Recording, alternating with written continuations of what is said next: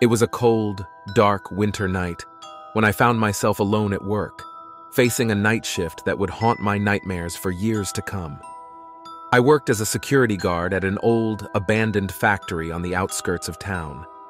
The place had a sinister reputation, and the locals had warned me about strange occurrences after dark, but I didn't believe in ghosts or superstitions. I needed the money, and I thought it was all just nonsense. The factory loomed before me, a decaying behemoth of rusted metal and broken windows. The only source of light came from the flickering fluorescent bulbs that barely illuminated the entrance. I sighed, steeling myself for the long night ahead. My only companion was a handheld radio that crackled with static. As the clock struck midnight, I settled into my small office, trying to shake off the unease that had settled in my gut. The factory was massive, and my job was to patrol the grounds periodically. My footsteps echoed through empty hallways as I began my rounds. The factory had once been a place of industry, but now it was a labyrinth of forgotten machines and discarded tools. The silence was oppressive, broken only by the sound of my own breathing. I could feel the weight of the building pressing down on me, and I couldn't shake the feeling that I was being watched. Hours passed, and I was growing weary. I had just begun my second round when I heard it. The faintest whisper, like the voice of a child carried on the wind. I froze, my heart pounding in my chest. I strained my ears, trying to make out the words, but they were unintelligible. I told myself it was just my imagination, that the old building was playing tricks on me. But then I heard it again, closer this time. It was as if the shadows themselves were whispering secrets that I was not meant to hear. My skin crawled, and I tightened my grip on the flashlight. I continued my rounds, my steps faltering as the whispers grew louder and more insistent. It was as if they were coming from all directions, surrounding me. Panic welled up inside me, and I tried to radio for help, but all I got was static. I turned a corner and found myself in a vast, dimly lit room filled with rows of towering shelves. The whispering was deafening now, an incessant chorus of voices that seemed to come from every direction. I shone my flashlight on the shelves, revealing rows of decaying cardboard boxes. As I moved deeper into the room, a sense of dread washed over me. The boxes seemed to be moving, shifting ever so slightly. I approached one cautiously and pulled back the lid. Inside, I found a collection of old, weathered dolls, their eyes missing, their faces frozen in eerie smiles. I stumbled back, my heart racing. The whispers grew louder, and I could feel the temperature dropping. It was as if the very air around me had turned icy cold. I knew I had to get out of there, but I was disoriented, lost in a maze of shelves and shadows. I pressed on, trying to find my way back to the exit, but the factory seemed to have other plans. The hallways twisted and turned, leading me deeper into the heart of the building. The whispers grew more frantic, more desperate, and I could feel eyes on me from every direction. Suddenly, I heard a child's laughter, echoing through the darkness. It was a chilling sound, and I followed it, unable to resist. The laughter led me to a small, dimly lit room. In the center of the room, there was a child's rocking chair, gently swaying back and forth. I approached the chair, my heart pounding in my chest. As I reached out to touch it, the room plunged into darkness. My flashlight flickered and died, leaving me in utter blackness. I fumbled for my radio, desperate for any sign of help, but it remained silent. Then I felt something, a cold, bony hand gripping my shoulder. I screamed, spinning around, but there was nothing there. I was alone in the darkness, surrounded by the whispering shadows. Panic consumed me, and I ran blindly through the darkness, stumbling over debris and tripping over my own feet. The whispers grew louder, filling my ears with their torment. I felt as though I was losing my mind, that the darkness itself was closing in on me. Just when I thought I couldn't take it any longer, I burst through a door and into the night air. I collapsed on the ground, gasping for breath. The factory loomed behind me, silent and foreboding. I never returned to that job, and I never spoke of that night to anyone. I couldn't explain what had happened, and I didn't want to relive the terror I had experienced. But one thing was certain. I had learned the hard way that some places are best left to the shadows. where the whispers of the past still echo and the darkness holds its secrets close.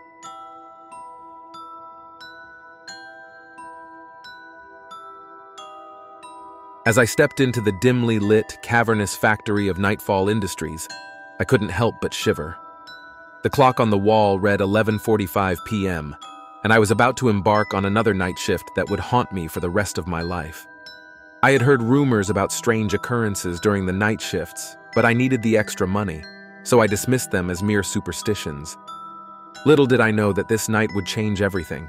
The factory had an eerie ambiance, with shadows dancing across the walls as the flickering fluorescent lights barely did their job.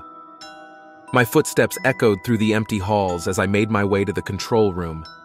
It was my job to monitor the machines and ensure everything ran smoothly during the night. As the hours passed, I grew increasingly uneasy.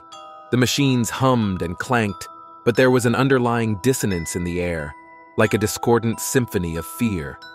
I couldn't shake the feeling that I was being watched, and every creak and groan of the old building sent shivers down my spine. Around 2 a.m., I received a call from the security guard, Frank. He sounded frantic, his voice trembling as he whispered, "You need to get out of there, now." "What's going on, Frank?" I asked, my heart racing. "I can't explain it, but something's in there with you," he replied, his voice barely audible. I glanced around the control room, but there was nothing out of the ordinary. "Stop messing around, Frank. This isn't funny." "No, I'm serious," he insisted. "I've been hearing strange noises on the security cameras, and I saw something moving in the factory. Get out while you still can." I hung up, feeling a growing sense of dread. Maybe the rumors were true. I decided to make my way to the exit, my footsteps echoing louder in the silence. As I passed one of the machines, I heard a faint whisper, like a distant voice carried by the wind. It sent a chill down my spine, but I kept moving. Just as I reached the exit, the lights flickered and went out, plunging me into complete darkness. Panic set in, and I fumbled for my phone, using its feeble flashlight to guide my way. As I shone the light around, I saw something that froze my blood. In the dim glow of my phone, I saw a figure standing at the end of the hallway. It was a woman, her long, disheveled hair covering her face. She wore a tattered white dress, and her bare feet made no sound as she approached. "Who are you?" I stammered, my voice quivering. She didn't respond but continued to move closer, her hair parting slightly to reveal a grotesque, twisted smile on her pale face. My heart pounded in my chest as I stumbled backward, desperate to escape. I ran through the darkened factory, the woman's eerie laughter echoing behind me. It was as if the very walls were closing in, and I couldn't shake the feeling that I was trapped in a nightmare. I reached the control room, but the door slammed shut in front of me, and I was plunged into darkness once again. In the pitch-black room, I could hear her whispers all around me, her voice a haunting melody of despair. "You can't escape. We're all here with you, forever." I felt cold, clammy hands on my shoulders, and I turned to see her standing right behind me, her hair now framing her face in a macabre curtain. She reached out a bony hand, and I screamed, breaking free and running blindly through the factory. As I ran, I passed by the machines, and they came to life with a deafening roar, their metal arms swinging wildly. I narrowly avoided being crushed, but the relentless pursuit of the woman in white never ceased. I finally burst through the factory doors, stumbling into the cool night air.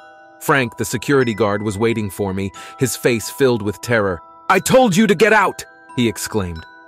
The factory loomed behind us, its dark silhouette a stark contrast to the moonlit night. I could still hear her whispers in the distance, and I knew that whatever had happened in there was far from over. I quit my job the next day, unable to shake the horrifying experience from my mind. Nightfall Industries was abandoned soon after, and the factory became a place of urban legend, a cautionary tale whispered around campfires. To this day, I can't explain what happened that night, but I know one thing for sure.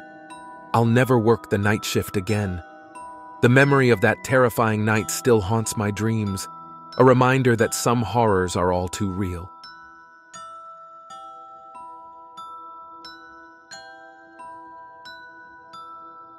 I had always been a night owl, So when I landed a job at a small, rundown convenience store on the outskirts of town, the night shift seemed like the perfect fit for me. Little did I know that my decision would lead to a horrifying experience that still haunts my dreams. It was a chilly October night when I started my shift at the store. The manager, Mr. Anderson, a grizzled man with tired eyes, handed me the keys and a flashlight before heading out the door. "Remember, kid, this place gets lonely at night. Just you and the occasional late-night customer," he said, his voice filled with an odd mixture of warning and sympathy. I shrugged it off, thinking that I could handle a few hours of solitude. The first few hours went by smoothly. I stocked shelves, checked inventory, and occasionally served the occasional insomniac or late-night wanderer. The store was eerily quiet, with only the soft hum of the fluorescent lights breaking the silence. As the clock ticked past midnight, things started to take a turn for the worse. I heard faint noises coming from the back of the store, like shuffling and murmurs. My heart raced as I grabbed the flashlight and cautiously made my way towards the source of the sound. The stockroom was pitch black, and my flashlight revealed nothing out of the ordinary. I shook my head, convincing myself that it was just my imagination playing tricks on me. But as I turned to leave, I felt a cold breeze brush against my neck, and the sound of whispering grew louder. Panic welled up inside me, and I rushed out of the stockroom and back to the front of the store. I tried to distract myself by attending to my duties, but the eerie sensation of being watched lingered. The security cameras mounted on the ceiling showed no sign of anyone else in the store, but I couldn't shake the feeling that I wasn't alone. Hours passed, and I began to feel a strange heaviness in the air. The fluorescent lights flickered sporadically, casting eerie shadows that danced on the walls. I chalked it up to old wiring, but the unease in my gut continued to grow. Around 3 a.m., a lone customer walked in, a middle-aged woman with a tired expression. She wandered the aisles, occasionally glancing over her shoulder as if she, too, felt the unnatural atmosphere in the store. I offered a polite smile and asked if she needed any assistance, but she shook her head and continued her shopping. As she approached the counter with her purchases, I noticed something peculiar. Her reflection in the store's security mirrors did not match her appearance. Instead, it showed her as a ghastly pale figure with hollow eyes and a twisted smile. I blinked, thinking my tired eyes were playing tricks on me, but when I looked back at her, she was still the same tired-looking woman. I swallowed hard and completed her transaction as quickly as possible. She left the store, but her image in the security mirrors haunted me. I checked the mirrors again, only to see her reflection still distorted, her ghostly figure lurking behind her. Fear surged through me, and I knew that something was terribly wrong. I decided to call Mr. Anderson, hoping for some guidance or reassurance. I dialed his number, but all I heard on the other end was static and faint whispers that sent shivers down my spine.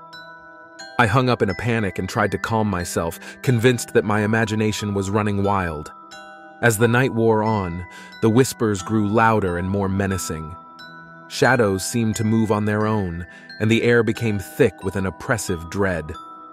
I couldn't take it anymore, and decided to make a hasty exit. I rushed to the front door, but it wouldn't budge. It was as if an invisible force held it shut. Panic consumed me as I pounded on the door, pleading for it to open. The store had transformed into a nightmarish realm, with the whispers and distorted reflections closing in on me. I knew that I was not alone, and whatever lurked in the shadows wanted something from me. In my desperation, I grabbed a fire extinguisher and smashed it against the glass door. The deafening alarm blared and the door finally gave way. I stumbled outside, gasping for breath, and never looked back. To this day, I have never returned to that convenience store. I can't explain what happened that night, and I don't want to. All I know is that some terrors are better left unexplored, and I will never forget the night when I was truly alone at work, battling against the unknown forces that lurked in the shadows.